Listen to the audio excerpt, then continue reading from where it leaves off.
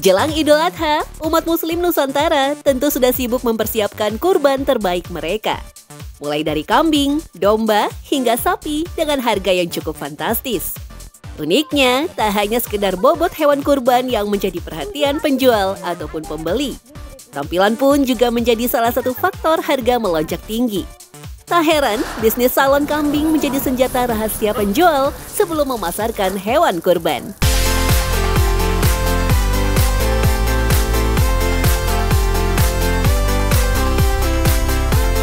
Penasaran? Saya pun mendatangi peternakan sekaligus salon hewan di kawasan Ciputat, Tangerang Selatan.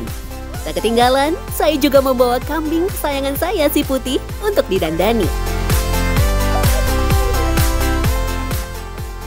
Hewan kurban udah ada, si Putih manis ini juga udah ada di sini, tapi kayak ada yang kurang. Kayak kurang kinclong kali ya, juga kurang wangi. Nah, kayak perlu untuk di salon terlebih dahulu. Kita cari dulu tempat salon. Kita mau salon, yuk nanti biar bisa bagus untuk di kurban.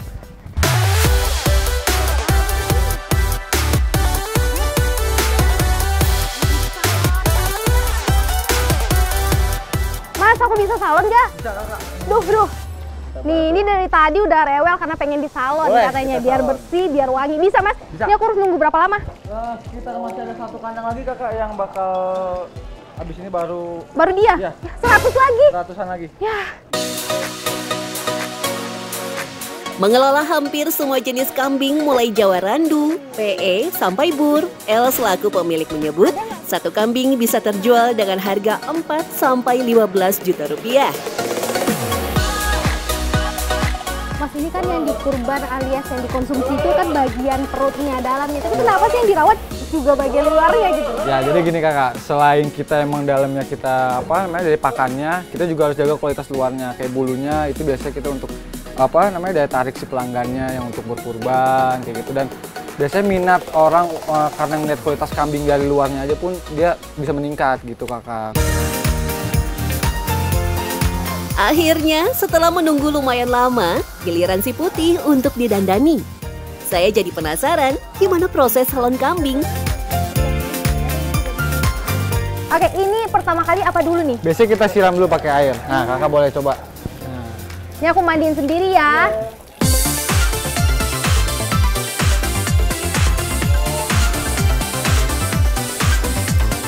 Tak hanya sekedar disiram air, kambing juga dibalur sabun dan vitamin, serta dibersihkan dari bagian kepala, telinga, hingga kuku. Wajar saja, penyakit yang paling sering menyerang hewan ternak adalah penyakit mulut dan kuku atau PMK. Penyakit yang disebabkan oleh serangan virus ini bisa menyebabkan kematian dan sangat cepat menular ke hewan ternak lain. Kalau daya tahan tubuhnya lagi menurun, biasanya kita nggak mandiin. Tapi dari faktor itu, biasanya kalau kita mau mandiin, biasanya udah ada bercak kuning dari urin. Biasanya kalau kuning di kulit itu dari urin, kayak gitu. Selain itu, hewan berbulu seperti kambing dan domba juga rentan terkena penyakit kudis dan jamur. Penyebabnya adalah tungau parasit yang sering membuat kulit hewan menjadi kering, bersisik, dan juga gatal. Jika sudah begitu, bulu hewan biasanya akan rontok dan menyebabkan daya tahannya menurun drastis. Ternyata kalau soal nyaman ke salon itu bukan cuma perempuan aja ya, Mas. Ternyata nih kambing juga nyaman ketika dirawat, dielus-elus, disikat. Cuma kalau dirawat itu rasanya berbeda kan ya. Dari tadi padahal dia berontak-berontak. Giliran sekarang nih dimandikan, langsung diam, langsung anteng. Yang baru saya tahu nih, kambing pun juga butuh potong kuku. Ya, berbeda dengan kuku kambing liar yang terkikis seiring pergerakan mereka di alam, kuku hewan ternak perlu dipotong dalam jangka waktu tertentu. Pertumbuhan kuku yang dibiarkan begitu saja bisa menyebabkan luka dan kesakitan saat berdiri ataupun bergerak. Di kuku itu biasanya kita nggak boleh asal gunting, karena ada beberapa kalau misalkan kita salah gunting itu dia kena si pembuluh darahnya. Akibatnya kakinya sakit, di jalannya bisa pingsan kayak gitu kalau kena sampai pembuluh darah, karena berdarah pasti. Nah, si Putih sudah selesai dimandikan, kelihatan makin kinclong ya.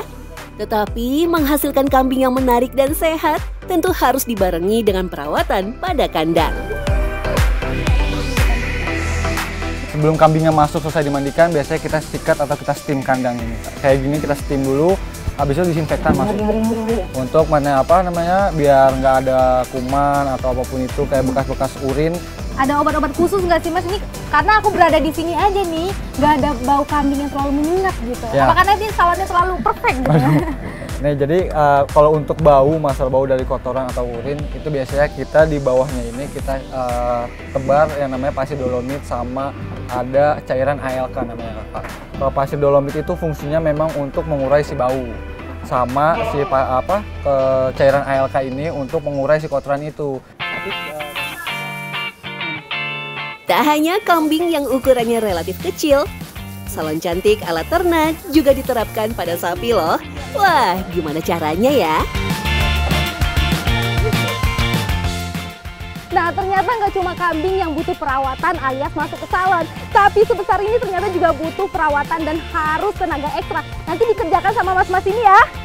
Mas, nanti kita habis ini langsung bawa mandi ya Mas ya? Boleh, kita langsung bawa mandi. Wow. Dengan bobot bisa mencapai 1 ton lebih, sapi simental terkenal dengan kulit kemerahan dengan rangka yang sangat kokoh. Lapisan kulitnya terbilang tebal dengan banyak lipatan di area leher. Jika tak dirawat rutin, potensi sakit pun sangatlah tinggi. Ini bedanya sama mandiin kambing atau ngerawat kambing tuh apa sih Mas? Untuk merawat itu hampir sama Kak, tapi kalau kambing tadi kita pakai kuku ya dipotongnya. Kalau untuk pakai sapi enggak. Jadi apa aja? Paling mandi, terus biasa, sisir, udah ya. Ini contohnya sapi kalau misalnya tidak dimandikan atau tidak disalonin tuh apa sih Mas ciri-cirinya biasanya? Biasanya dia ada kulit nempel gini agak susah dia. Nih, semacam ini kan jarang mandi dia. Warnanya agak kuning. Oh, ini karena jarang mandi? Iya, jarang dimandi, kurang bersih. Iya. Terus apa lagi Mas? Ada kutuan biasanya. Kalau jarang mandi kutuan juga dia. Parasit pada hewan akan cepat berkembang biak pada kulit yang kotor dan lembab. Infeksi caplak dan tungau bisa membuat iritasi, susah tidur pada sapi, hingga menyebabkan stres. Akibatnya pun jelas, bobot turun drastis dan harga jual menjadi anjlok. Selain itu, kotoran dan bulu yang kusut bisa menutupi luka atau infeksi. Akibatnya, sakit pada sapi akan semakin parah karena tak terdeteksi dari awal. Ternyata salon-salonan ala hewan ini bukan cuma untuk mempertahankan harganya aja, ternyata juga untuk bisa bikin si sapinya nyaman ya Mas ya, kemudian terawat. Ini buktinya kalau udah lagi dimandikan seperti ini, bulu-bulunya udah rontok ya, yang mati-matinya, yang tidak bagus ya, yang rusaknya tuh udah rontok seperti ini.